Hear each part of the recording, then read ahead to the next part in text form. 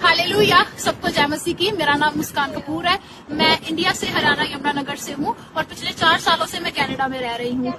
मैं आज उन पॉडकास्ट के बारे में बोलना चाहूंगी जो क्रिश्चियनिटी का बहुत विरोध कर रहे हैं और बोलते हैं कि वहाँ पे पाखंड होते हैं। मैं अपनी रियल लाइफ से अपनी मदर की टेस्टमनी सबको बताना चाहती हूँ। मेरी मदर 16 साल से इविल स्पिरिट अटैक्स के नीचे थे। आफ्टर मैरिज उनको रात को सोते टाइम इविल स्पिरिट अटैक होते थे और जब वो सुबह उठते थे तो उनकी पूरी बॉडी पर नील होते थे और ब्रूजेस होते थे। मेरे फादर उनको डॉक्टर के पास लेकर जाते रहे काफी टाइम तक, लेकिन बाद में हमें लोगों ने बोला कि आप इनको अन्य जगहों पर लेकर जाएं। हम पूरे 16 साल तक अपनी मदर को अन्य जगहों पर लेकर जाते रहे।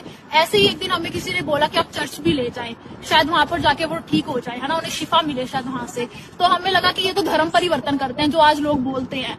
पर मेरे फादर ने बोला कि जब इतनी जगह जाकर देख लिया तो एक बार चर्च ही सही। जो चीज 16 सालों में नहीं हुई वो चर्च में एक बार जाते ही हो गई। मेरी मदर 16 साल में पहली बार रात को सही से सोए, चैन से सोए, और उनको जब वो सुबह उठे तो उनको कोई बॉडी पर ब्रूजेस नहीं थे। मैं आप लोगों को यही बोलना चाहूंगी कि आप बोलने से पहले आप एक बार सोचें कि आप बोल क्या रहे हैं और थोड़ा कॉमन सेंस लगाएं। आपके पॉडकास्ट देखकर हमें इतना तो पता चल गया कि आप लोग बहुत समझदार हैं, तो थोड़ी समझदारी और दिखाएं और डिटेल्स में जाकर देखें। आप लोग बोलते हैं कि आपको पैसे मिले हैं। जब आप किसी शराबी को देखते हैं जो बहुत ज्यादा एडिक्शन के नीचे है और वो घर जाकर मारपीट करता है या गाली देता है अपनी फैमिली को, और जब वही आदमी चर्च में जाकर ठीक हो जाता है तो आप लोग बोलते हैं कि उसको पैसे मिले हैं।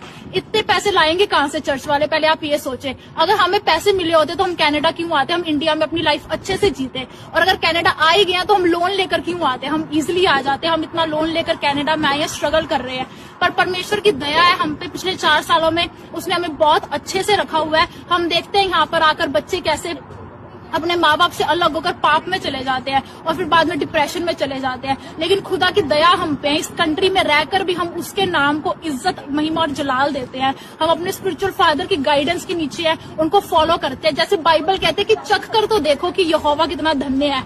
आप लोग उनको चखना भी नहीं चाहते, आप देखना भी नहीं चाहते कि वो कितना धन्य है। तो आप लोग प्लीज हम आपके लिए यही दुआ करते हैं कि लोग आपके मनों को बदले, जैसे खुदा ने हमारे मन को बदल के रख दिया है कि उन्होंने धर्म को नहीं बदला, क्योंकि बाइबल में कहीं पर भी ईसाई नाम का शब्द यूज ही नहीं किया हुआ है।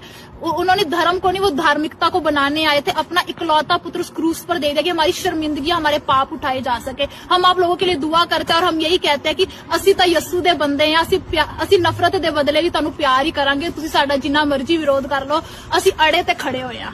ਜੈ ਮਸੀਹ ਕੀ।